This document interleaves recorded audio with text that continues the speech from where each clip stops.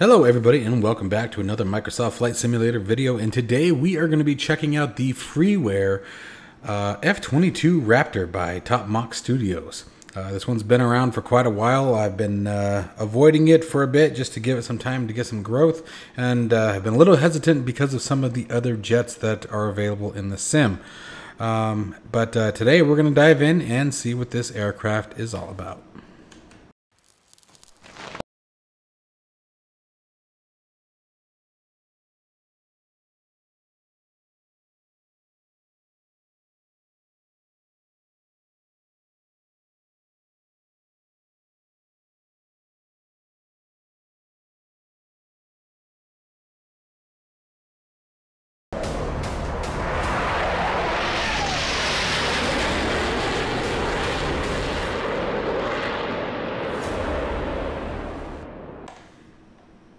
All right, so right off the bat, I do want to let everyone know right away, this is a freeware aircraft, okay? This is available at the FlightSim.2's website.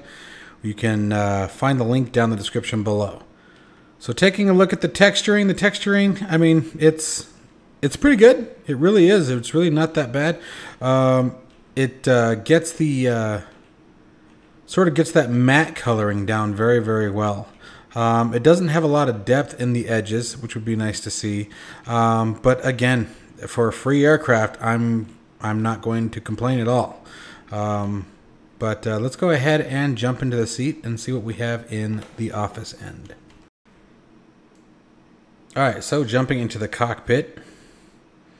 Again, texture is pretty good. Looks like they're definitely still a work in progress, but there are some areas that are very, very nice. And there are some areas that need some improvement, but it definitely looks like it's coming along. I mean, you can see where they're moving around, right? So if you look up here, you can see the textures are still very much in their infancy, it looks like, where down here you get much more weathering, much more detail. You can see the Allen wrench heads there, or rivet heads, gear handle and everything like that coming together very nicely. Some of the surfaces are a bit high on the reflection side, but like, for example, the flight stick looks great. So you can tell it's a work in progress. You can definitely tell things are coming along. And this is quite an undertaking, especially for an aircraft that, I mean, information on this thing has to be so extremely limited. The thing that I like the most about this modification right off the bat, or this add-on aircraft, I should say, is this. It comes with a very detailed piece of documentation. I mean, look at this. This is great. This tells you the history and the development of the aircraft, specifications, weights, usage, theater, even gives you real-world description and specifications up there, Wikipedia links and everything to it, breaks down the cockpit here, breaks down your HUD.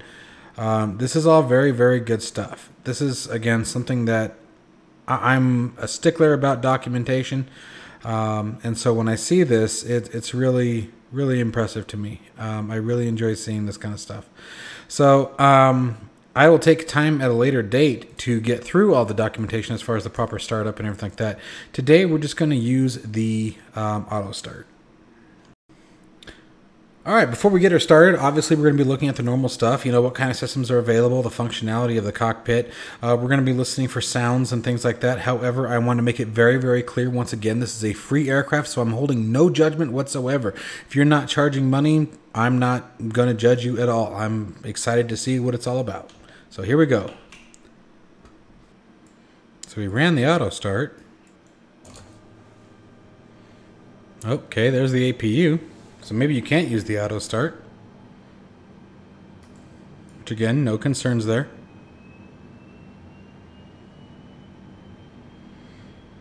We have N2 turning on the left engine.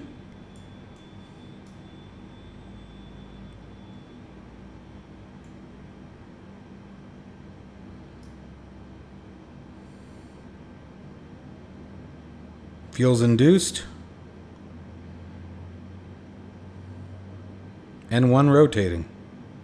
Alright, so it looks like we just had to flip the APU on into the start position. And now we're rolling again.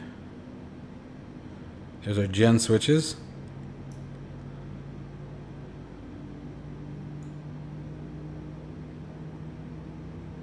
See what the outside sounds like. Whoa!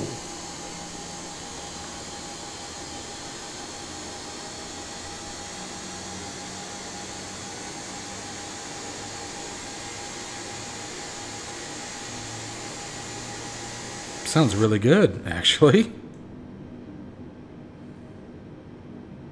Engine 2 rolling. I like that you can remove the stick and the throttle. Oh, there's our battery switch.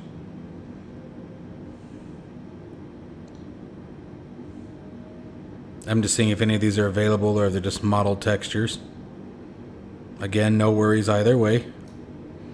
Definitely not judging. I think this is cool. Flap indications. Let's see if all the control surfaces are registering.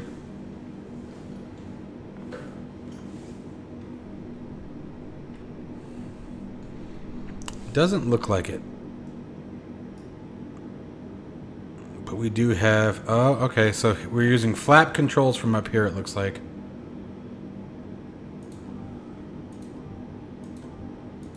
Okay. So there's stage 3 flaps.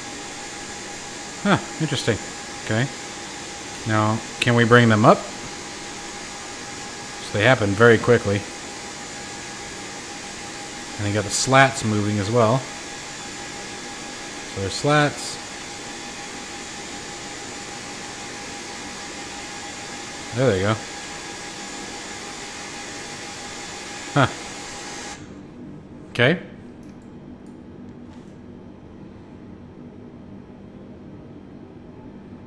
Oh, I'm only getting one engine there. Oh, you know what? That could be my fault. Give me 2 seconds. That was just my profile for my throttle.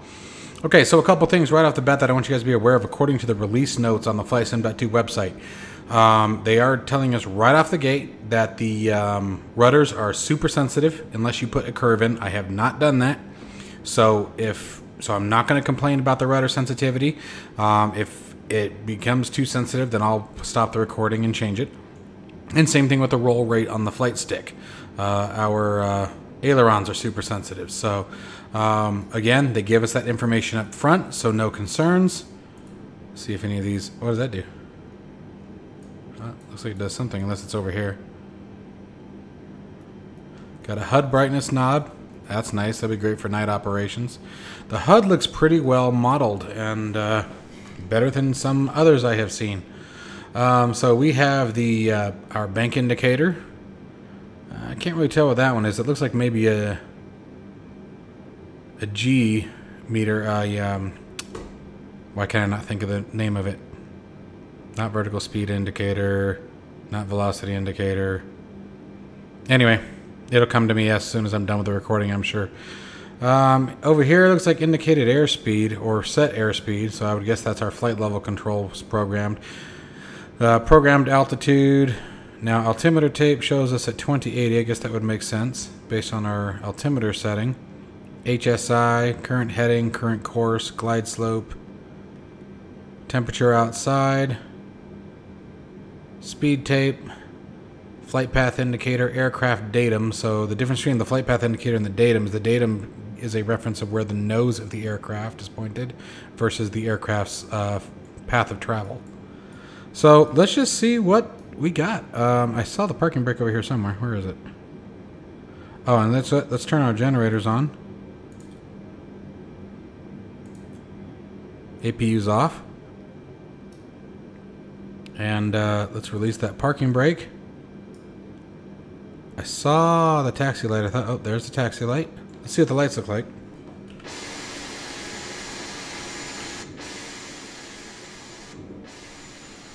Audio's a little funky on the certain... Oh, maybe not.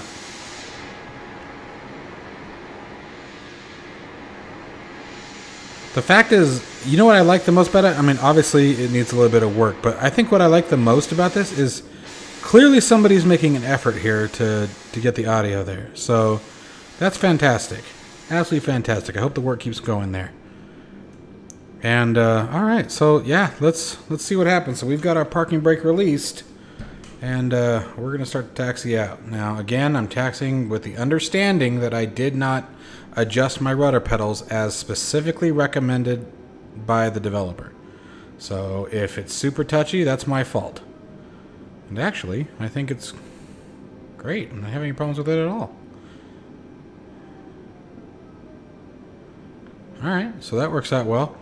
And I don't know if it makes a difference, but I'm using the TPR rudder pedals from Thrustmaster. Highly recommend them if you don't have them. I have a buddy of mine who just told me he ordered them today. And I can't wait to... I've been telling him for at least a year to get them. And so I can't wait for another I told you so moment.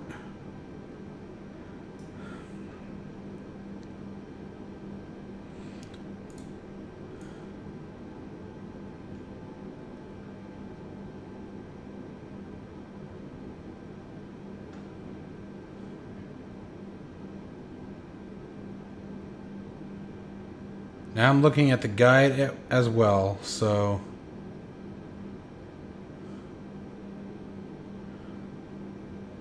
If I'm taxing like crap, there's a reason.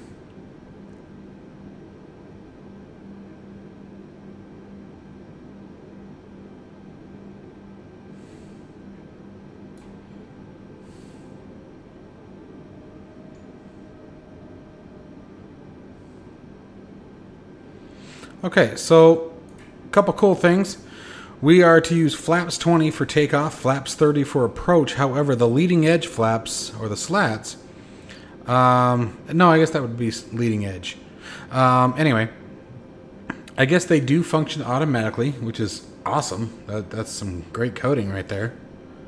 Now, in the real world, as the guide specifies, is that the flaps should drop automatically regardless in the real world. So typically the flap control isn't controlled by the pilot, sort of like the F-16 Viper in that aspect. I think you have a manual control of flaps, but basically the flaps will drop and retract based on the aircraft's configuration. So I'm sitting here looking at what our takeoffs are set to be. Alright, when landing gear is extended, oh, that's approach mode, takeoff, approach, landing. Yeah, so this is one of the tough spots for them. I was kind of wondering about this. Said there are no verifiable references for the F-22 various V-speeds, which makes perfect sense. It's a classified aircraft, like, by a lot. Where are we going? By the way, we are at Nellis Air Force Base in Nevada. And I do have to say, they didn't do too bad of a job in modeling it. And my reference from that comes from DCS World. DCS World nailed it. Which, again, makes sense. Before anyone jumps on that wagon, that was not meant as an insult.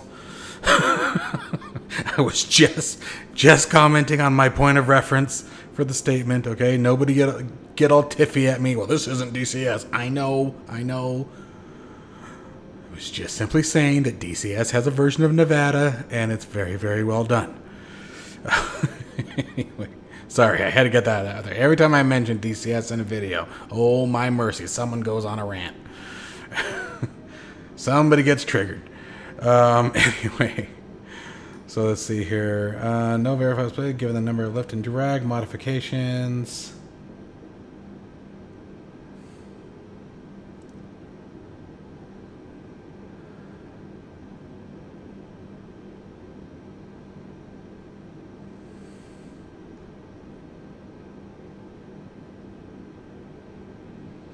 Alright, so we're approaching our runway. Oof, brakes are touchy. Mercy.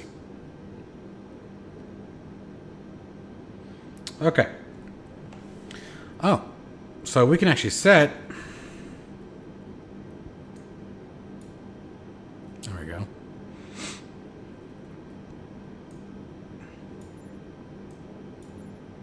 Let's see if that does anything to the exterior. No? Okay. So, and it makes sense. It's a fully internal weapons bay, but you can actually increase the load. But so we're looking for 110 knots at flaps 20. This will come very quickly at maximum power. Pull the nose up approximately 8 degrees on the pitch ladder. So the aircraft datum. Well, actually it's already above 8 degrees, so I guess that would be flight path indicator. That of the aircraft should lift off at approximately 145 knots indicated airspeed. Okay, well, let's see what we got. Let's get those landing lights on. Kind of want to see it from the outside again. Did I only go up one step? Hang on a second. I think I actually just turned the lights off. There we go. Alright, so about the same. I should probably turn this aircraft.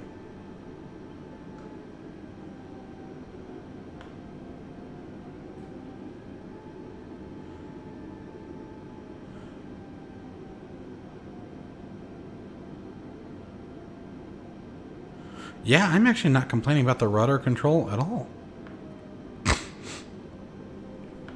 Alright, so let's do, what was it? This one, right?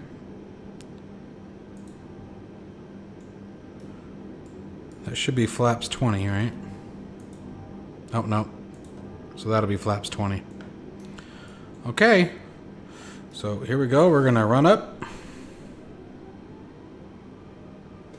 Of the brakes.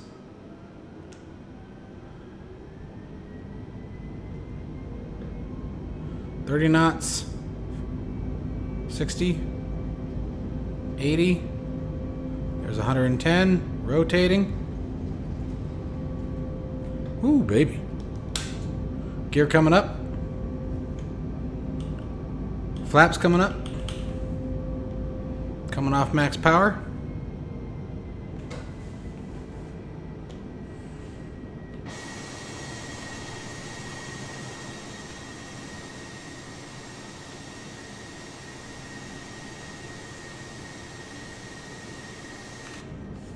Definitely a very stable aircraft.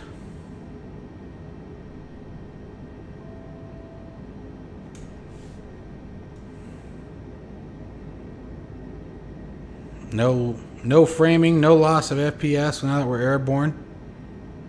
This will be a fun one to sort of tool around with.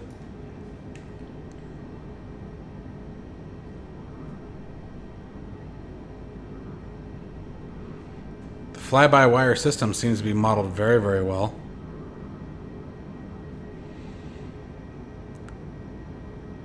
All right, you aviation cowboys, let's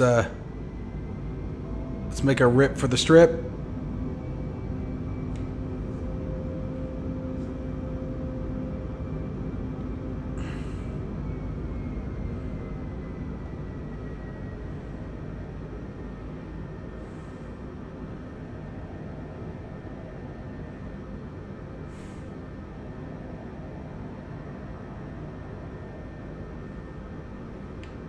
This thing is actually really cool.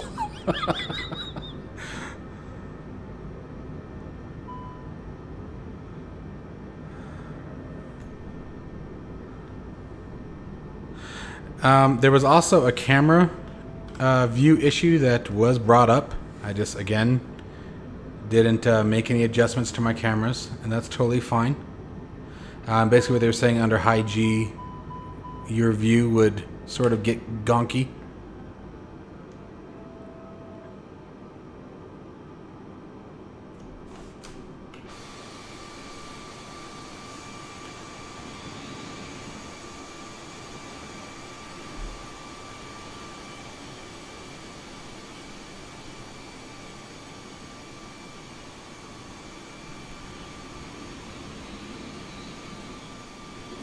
Okay, if you watch the way the control surface are actually behaving, it's actually pretty neat.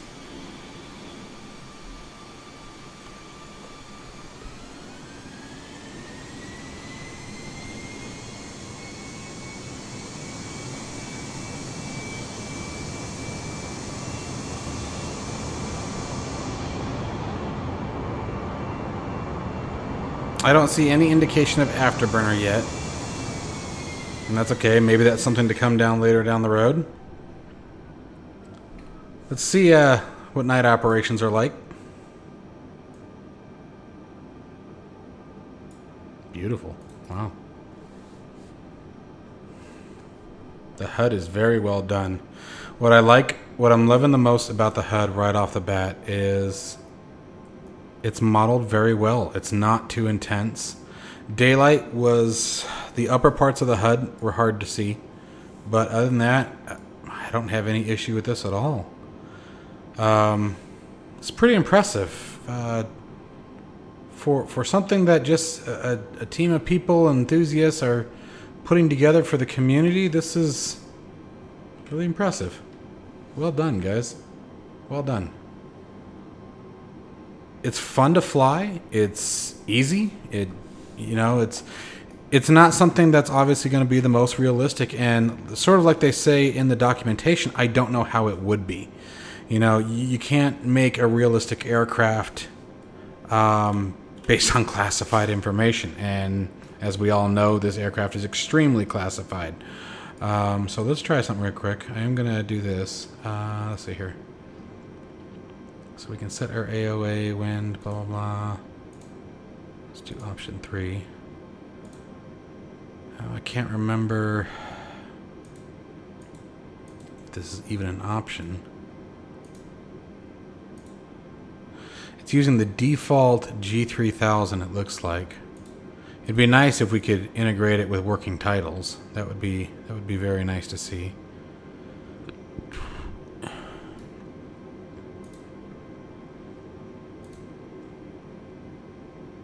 What I'm looking for is the brightness control to see if there's a way to adjust that.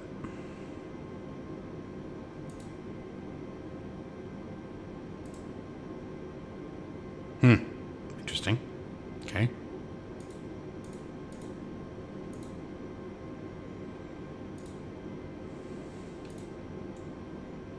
Ah, no kidding.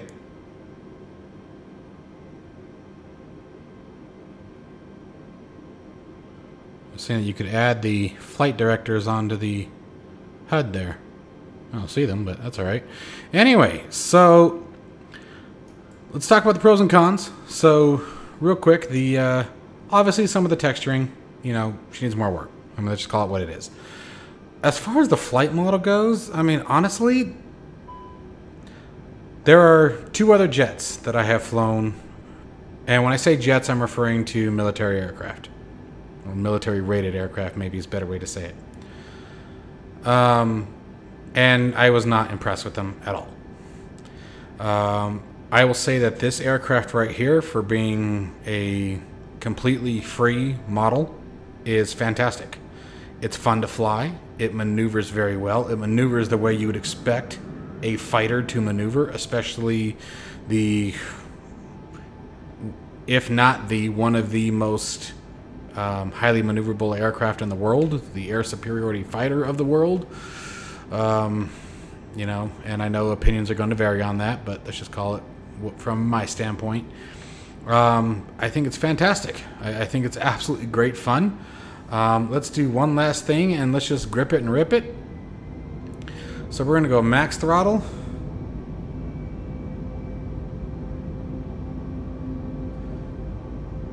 And let's reach for the sky. Oh, cool.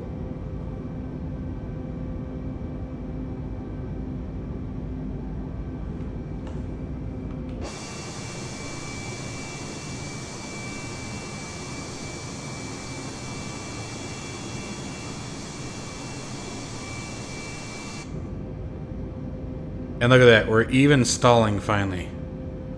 We're at 20,000 feet. Well, we're not stalling, but if you look at our airspeed, it's dropping significantly.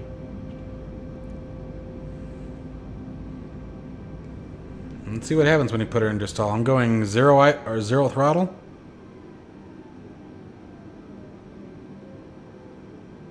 Here she comes.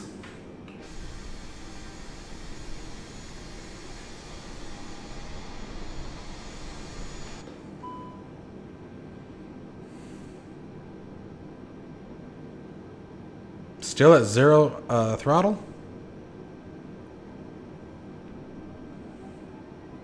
Coming up on the engines.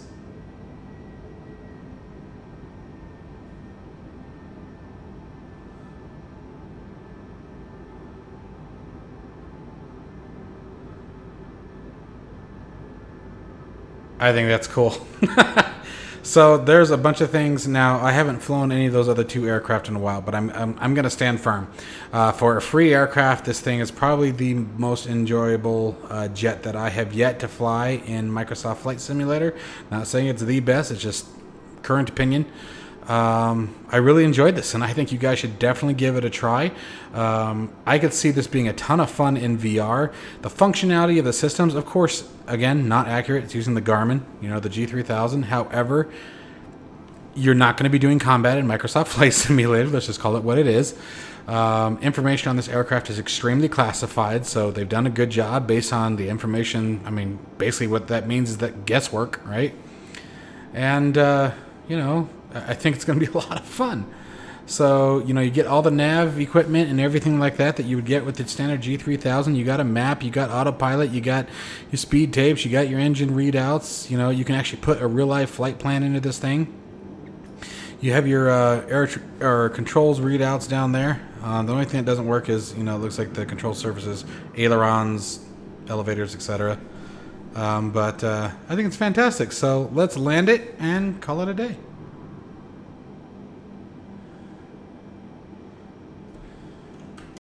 Alright, so we're extremely high, but let's start slowing her down a little bit here. We have air brakes. Neat. They seem to be working very well. Alright, below 290 knots, we can drop the landing gear. That should help put some drag on it.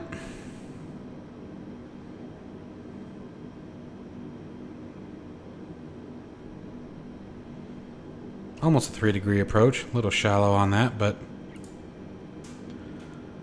Alright, and then we'll continue for full flaps configuration.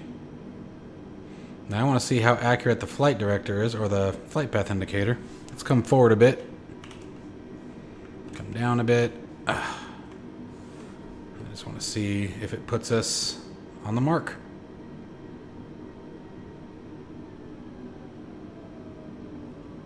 We're way high. Put that nose down quite a bit here. Hopefully I can recover.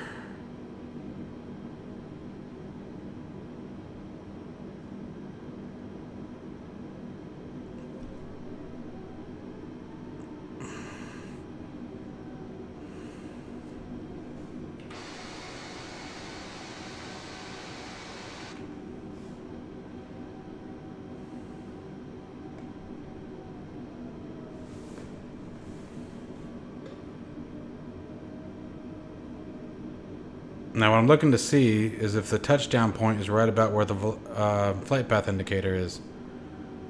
And it's looking pretty on the darn money. Close enough. Alright, so cutting back throttles. Ooh. Oh! Terrible landing by the noob pilot.